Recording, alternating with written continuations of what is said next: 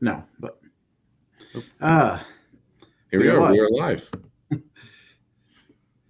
I thought that was like a delay before that happened. Who knows what we could have been saying before that popped up. I'm Nathan Baird from the Indy Star. Sam King from the Journal and Courier. I am in New Jersey, aka the land of enchantment, I think is the official motto of this state. Sam is back in West Lafayette, but I was here for Purdue's 81-65 victory over Rutgers. And I guess, this is the long and the short of it, the very quick version. This team, for whatever reason, Big Ten road openers had been a bugaboo, and tonight it wasn't. Tonight was a pretty emphatic win. It was 13 points at halftime. It was 24, 25, whatever points for much of the second half. This was a comfortable win, and something that maybe this team needed it, you didn't, as Matt Painter pointed out. Two of those losses came in years where Purdue went ahead and won the Big Ten anyway. There was 1 year or two where it cost them a chance to win it or tie it, but maybe not just that one win, but any one loss. But I think demonstrates a little bit of where this team has come in a year. That last year you would go to Penn State and completely fall apart and look terrible. And here, against a similarly overmatched opponent, putting your boot on their throat a little bit. Yeah, and the pivotal point, obviously, was Rutgers goes on a 10-0 run to cut it to 2019. Purdue responds with its own 10-0 run and closes the half and does what you think Purdue should do. But you're right. I think 6 of the last 7 years, Purdue had lost its Big Ten road opener. That was concerning. Rutgers has beaten Purdue in Jersey Mike's Arena twice in the last 5 or 6 years. And I went back and looked, and this is not an easy place to play, regardless of what you think of Rutgers basketball. It's a team that had gone 83-25 at home since the 2019-2020 season, beaten 11 ranked teams and 4 top 10 teams during that stretch. So now there's been better Rutgers teams probably in some of that span, but it's a unique environment. And if you let the crowd be in it, as it was after that Rutgers 10-0 run, you're kind of setting yourself up for trouble. Purdue nearly did it 2 years ago against a team that was outmatched there and escaped with a 68-60 win or something like that. That wasn't as an 8-point difference as the scoreboard would suggest. But yeah, Purdue did what it had to do. And I think this was massive just in terms of if you're going to compete for a Big Ten title. You can't win the Big Ten in the first game, but you certainly can end up losing the Big Ten title in the first game if it doesn't go right. So it's tough to win on the road in this league. And now Purdue kind of has one of those road wins in the bag. And, that's going to prove pivotal probably come February and March. Yeah, frankly, I, from the beginning of the season, had looked at this and thought, well, Purdue's home schedule sets up just so nice. You only play Michigan, Michigan State, and Illinois once each. You play them all at Mackey Arena. That's a really nice setup. At the same time, maybe the other way to look at it is, well, now because you play all 3 of those teams at home, your chances of losing a home game are better than they would be maybe in another year where maybe you didn't have to play those teams at home. So make sure you don't blow one on the road. Make sure you don't give one away on the road. You're going to play other good teams. You may lose on the road in the Big Ten. Everyone typically does. They play at UCLA, they play at Wisconsin, they play at some other good teams. But I thought just again, like taking care of business in an emphatic way, I think it just sets a tone. And now you get to come back home on Saturday. You're playing a top 10 Iowa State team, a really strong team, has an All-American candidate, has one of the best defenses in the country. It's going to be a tough game, and you get to sort of still kind of keep building some momentum at this point in the season. A couple of themes that just kind of jumped out at me from this game. You looked at this game on paper, and Rutgers had almost no ultimate height, and it didn't really look like it had a lot of functional height. And I thought this was a game where Purdue's, spearheaded by Trakoff and Wren with his 19 points, 13 rebounds, but just sort of the overall, the functional size that Purdue had and its ability to sort of take over a game. Another big rebounding game, 36 rebounds to 25, 11 offensive rebounds. And this is becoming a theme. This is becoming a thing that you're sort of expecting the baseline of every night. Whereas last year, I thought there was a lot of volatility. Chaycoff and Wren might get in foul trouble. You don't know exactly what you're going to get from the other people playing center on any given night. It stretched some things out. This year, it's just so much more. Even if Chaycoff and Wren has foul trouble, the performance from those two front court positions is just so much more consistent. Yeah, and Rutgers ran a zone that it had to because of that lack of height, but also that leaves you susceptible to offensive rebounds, and Purdue took advantage of that, but also that's been a thing that Purdue's done. It's one of the things Matt Painter said Monday when I assume you were already en route to New Jersey before practice, is like Purdue has to rebound. Already in New Jersey by then, yeah. Purdue has to rebound consistently to compete in this league, and this is a nice start. And you know, I thought even though CJ Cox only had 5 rebounds, I thought he had a massive one where he jumped up over two bigs and got a board.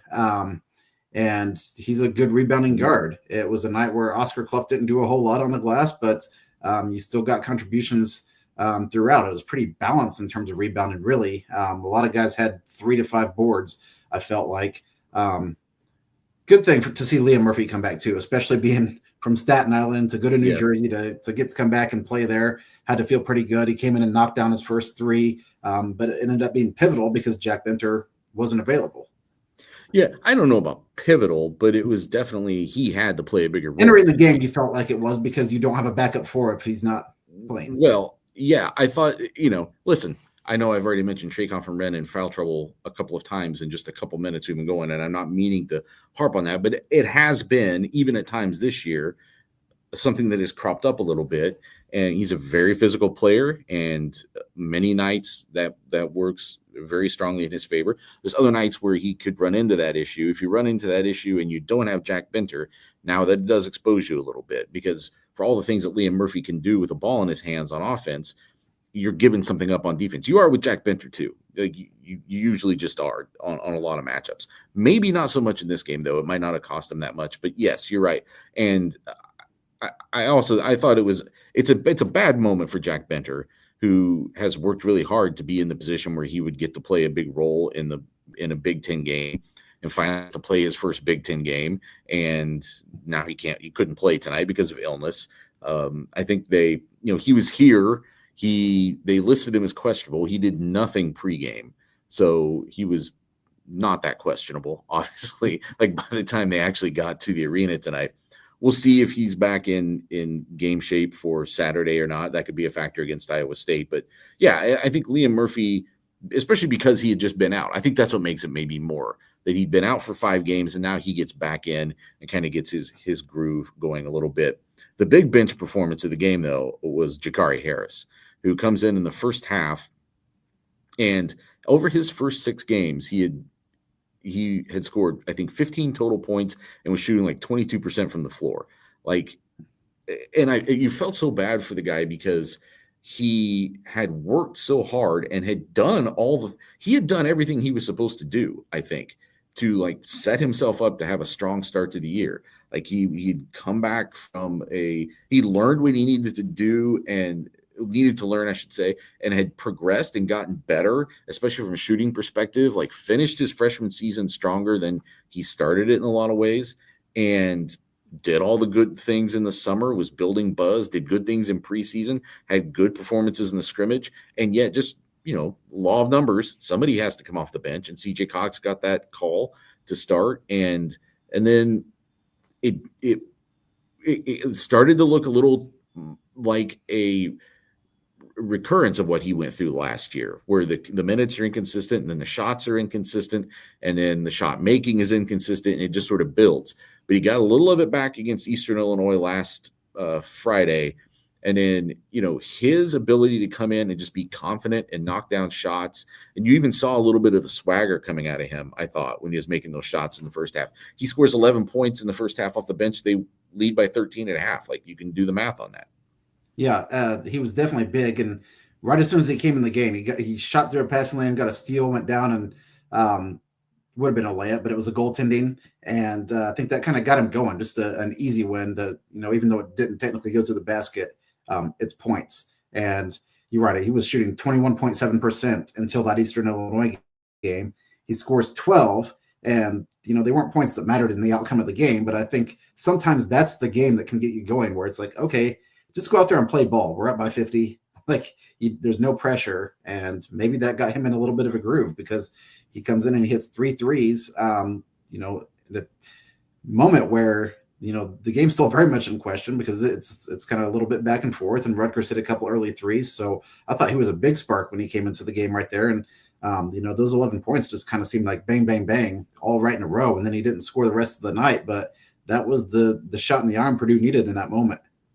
Yeah, I think the garbage time minutes can sometimes be like a baseball player who's doing like an offer. They say to just like lay down a bunt, like bunt for a single, get the hit. Like you can just say, okay, I've got the hit. And then maybe that relieves the pressure and you go in. But I thought tonight was just a guy who, you're in the right mindset when you get out there. You're confident, you're ready. And I think you're probably right. I think that by getting that one early, getting that transition basket, that set him up for being confident and shot ready when those opportunities came later. It was a couple of those threes came off of transition looks too, like one where he was kind of out in front of the break and Braden Smith kicked it over to him. And then that last one with like a minute left in the half where Braden Smith drove into the lane and like twisted up in the air and turned around and threw back to him, like still coming up, still trailing the break, coming up at the top of the key and knocking that one down. He kind of let his arm linger up there. I just thought that was a good moment for him to kind of see some of that swagger come back, because of all the things that Purdue has going for it this year, players, the quality of Jakari Harris coming off the bench is a big one. And you don't know who you're going to need in March or how long you're going to need them. And it's going to vary game to game. And the idea that they can keep reaching down and finding performances like that. And at times this year, it's been Omer Meyer. At times it's been Daniel Jacobson. Like they at times it's been Jack Benner. Like they keep reaching down and finding these depth performances that keep propelling this team through the start of this season. And it's starting to be like, I don't know who the best team in the country is right now. I think there's a very strong case that Purdue might be the deepest. Yeah, you can say that. Even Liam Murphy in that Oakland game, Purdue wins by 10, I think, and he had 11 points. So,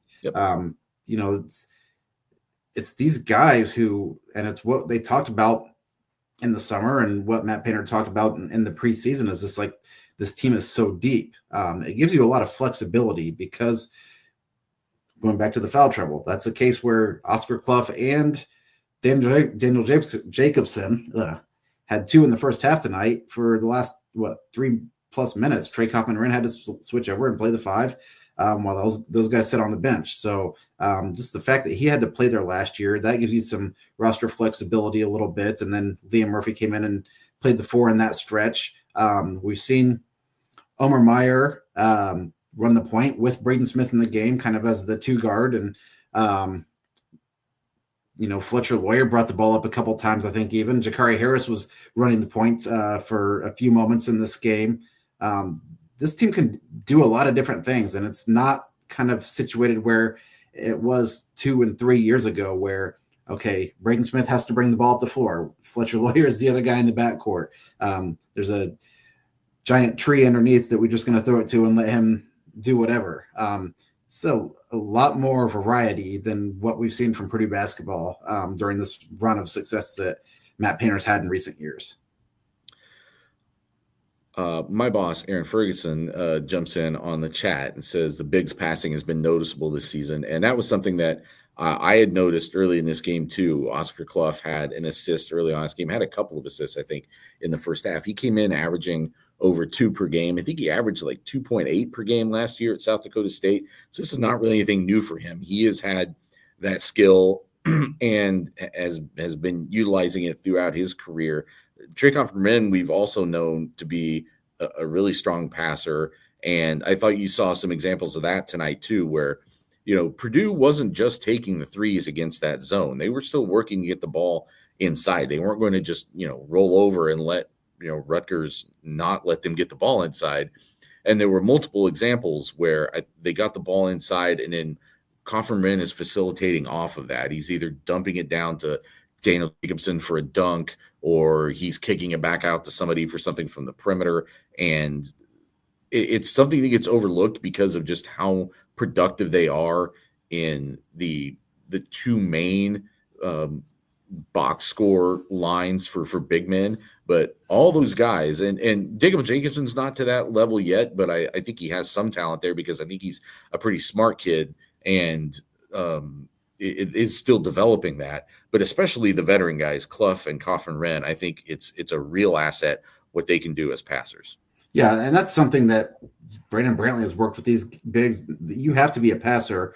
I think back to 3 years ago at Ohio State when these seniors were freshmen, the seniors Trey Coffin Wren, Fletcher Loy, and Braden Smith, who've been there throughout the duration of their careers. And they threw to Zach Edey under the basket, and everybody collapsed. And he immediately kicked it back to Fletcher Loyer for a game-winning three-pointer. And that was something Matt Painter said in his development of Zach Edey, was he had to become a capable passer because he was going to draw so much attention that he couldn't just, he's big, but he can't muscle through three deep defenders at times. You got to make the smart play. And I think a lot of these guys are willing to do that. The one assist from Clough where he got the ball under the basket and threw it to the corner for a Braden Smith three, I thought was, beautiful. And then, there's some situations where Braden Smith is credited with 8 assists, but probably if you're doing hockey assists, had 11 or 12 because he would throw it to Trey Coffin Wren, who usually does that push shot, and he just lobs it up in the paint to Clough or to Jacobson. And it's a new wrinkle in this offense. And the big passing is key, especially because this team has so many weapons. I think anybody on the floor at any given time is a scorer, which you don't typically always have. And, even in recent years with Purdue, we've seen a guy out there that you kind of felt was like, he's not going to be the guy that gives you more than 5 or 6 points. He's out there to do a role. And now I think everybody's role on this team is offense. And then, you get what you can defensively out of some of them. But that is a crucial element in this team moving forward, especially with that, that short roll with then the ability to throw over the top for the lob to Jacobson, which we've seen now several times already early in the season. And the thing about Clough too is that typically if you're going to play through the post a lot, you might have to deal with some extra turnovers. That's something that Purdue did for years. Like, you've got to get the ball to guys like Biggie Swanigan and Isaac Haas and AJ Hammonds. They were just going to have nights where they turned it over more just because of the nature of the defensive teams play and the nature of big men typically aren't as soft-handed and nimble with handling the ball as guards are. But I think Clough now is up to like 17 to 3 assists to turnovers this year. He's been very efficient with it down there. And Coffin Wren has improved his efficiency over the years and has got a lot better too. Anything else you want to bring up before I go try to get an Uber back to the other part of New Jersey? No, I just thought this was, kind of, if you're a Purdue fan, what you hope for. It seemed like once they got up by 25 and it was comfortable, it was almost like Purdue coasted to the finish line. Just let's get out of here with the win, go back home and prepare for Iowa State. So, you're off to a good start. You want to know in the Big Ten, which Purdue hasn't been for the last 2 years. So did what I had to do. That's, went to New Jersey on a business trip and took care of it. Braden Smith, 16 points, 8 assists also tonight. Didn't even mention that. That's how normal that's become. Although I don't think Oscar Clough has quite adapted to the idea that the ball could be coming to you at any second, any moment from Braden Smith. He's still adjusting to that, especially the behind the back stuff. I don't think they had a lot of those guys at South Dakota State and his Duco that he started in Arizona. That's something real quick. I talked to Mason Gillis about this like a couple of years ago, and he was talking about the first instances of summer ball with Braden Smith playing with them. And it's like, if you're not looking for the ball and he's on your team, you might have a broken nose because you might not think you're open and he will pass you open. Or he'll at least attempt some wild, especially in pickup ball, I would assume, wild pass that you don't think has a chance to get to you. And yes, I mean, Clough dropped one that really should have been an assist. It fell right in his lap, but he also was looking for the one behind the back pass that was just beautiful. So that'll come. That's why it's a long season, and you hope to have a finished product by March. He's Sam King. I'm Nathan Baird. We will talk to you again, probably in some fashion, on Wednesday afternoon, because Purdue is holding a press conference at 3 p.m. with Barry Odom for football signing day, first day of the national signing period. Already a couple guys going in or announcing they will go in the portal. Probably going to see some things start to build for Purdue as far as bringing visitors in from the portal, although I don't know how much of that can happen before the first week of January, right? Because you're not in the January portal yet. 2nd is when the portal opens. So it's going to be a weird, it's a completely different landscape than what we saw last year. There's only one portal. It's just the winter. It doesn't actually open until January. So we're going to have to, you're going to see all the guys declaring that they're going in, and then all this stuff's going to probably actually be happening behind the scenes. And a bunch of guys are going to magically commit on January 2nd without actually having been in the portal more than just a couple hours. But I'm talking nationally, not just with Purdue. So anyway, we'll talk to Barry Odom about that. Then we'll probably talk to each other about it. So thanks for joining us, and we'll be back with you soon.